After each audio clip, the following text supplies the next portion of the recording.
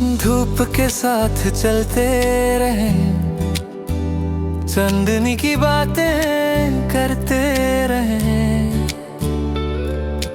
रास्ते के मोड़ों में खो गए, प्यार के गाने हम गाते रहे। कभी हवाओं के साथ उड़ाते, कभी जमीन पे यादें छोड़ते।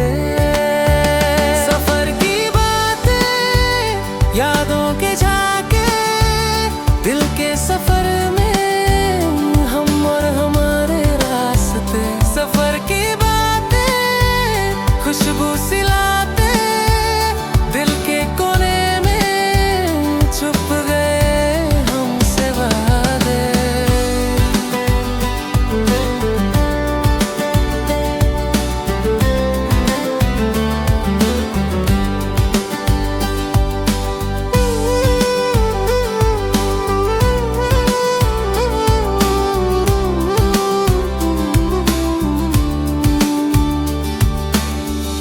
एक नदी के पास रुके,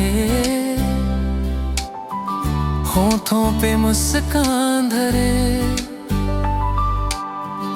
पहदों की बातों में घुल गए, तारों के संग हम खिल गए। कभी खामोशी के सुर बजते, कभी हंसने के मौसम सजते।